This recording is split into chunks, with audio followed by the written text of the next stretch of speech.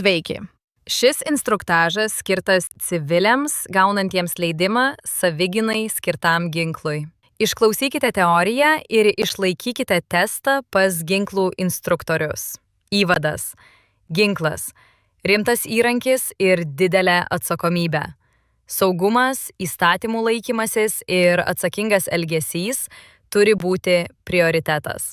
Žemiau – pagrindinės savokos, taisyklės, pareigos bei praktiniai aspektai. Pagrindinės savokos. Šaunamasis ginklas. Įrenginys, kuris sviedinį paleidžia naudojant sprogstamąjį užtaisą, suspaustas dujas arba mechaninę įtampą. Šovinis. Šaudmuo. Tūta, tūtelė, kapsulė, užtaisas ir sviedinys, kulka. Pusiau automatinis ginklas. Po kiekvieno šūvio užsitaiso automatiškai. Vienu nuleidžiu. Iššaunamas tik vienas šūvis. Automatinis ginklas vienu nuleidžiu. Galima iššaudyti daugiau nei vieną šūvį. Šaltasis ginklas. Veikia tik žmogaus fizinė jėga. Pavyzdžiui, peilis.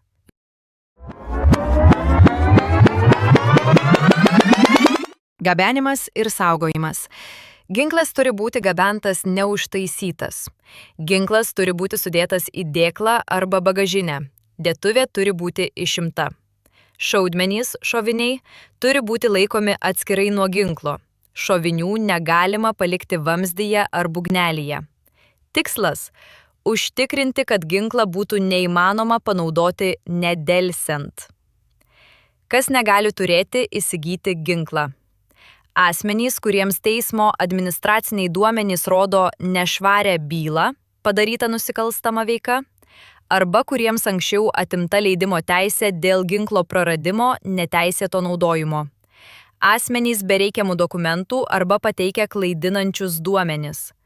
Asmenys su tam tikromis ligomis ar fiziniais sutrikimais, trukdančiais saugiai naudotis ginklu.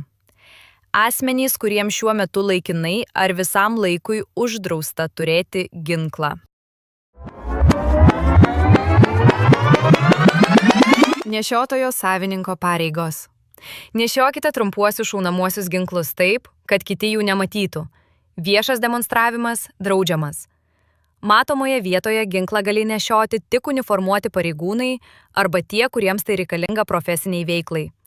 Teisėsaugos pareigūnų reikalavimų privaloma pateikti ginklą, šaudmenis ir leidimą. Nedelsiant pranešti policijai apie prarastą ar pavogtą ginklą. Už nepranešimą gresia baudžiamoji atsakomybė ir galimas licenzijos atėmedimas.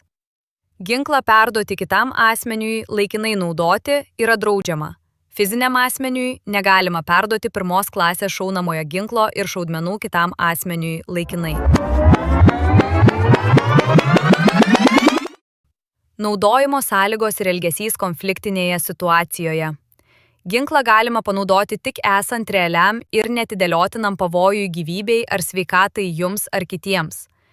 Prieš panaudojant ginklą, jeigu tai įmanoma ir nesukels pavojingų delsimo pasekmių, turite įspėti asmenį. Pagal praktinės instrukcijas, perspėjimas turėtų būti aiškus. Kartojimas, įspėjimas. Instrukcijoje žaidimui. Perspėti 3 kartus, jei asmuo nepaklūsta, šauti vienu šūviu į orą kaip įspėjimą. Tik jei nebesėkminga ir tęsiasi grėsmė, leistina proporcinga panaudoti pagalbą. Ginklą galima panaudoti prieš gyvūną, kai gyvūnas yra plėšrus ir kelia realią grėsmę jūsų ar kitų gyvybei. Draudžiama šaudyti miniose ar susibūrimo vietose, jei tai gali pakenkti pašaliniams žmonėms. Treniravimas ir praktika.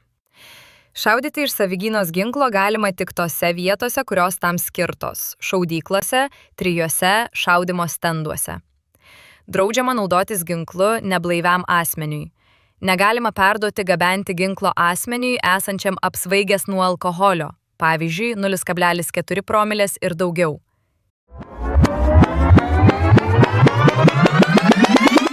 Teisinės pasekmės. Grubus nusikaltimas su ginklu ar teisės aktų pažeidimai gali lemti licenzijos atėmimą ir baudžiamąją atsakomybę. Nepranešus apie pamestą ar pavogtą ginklą, Baudžiamoji atsakomybė pagal įstatymus, galimas licenzijos atėmimas.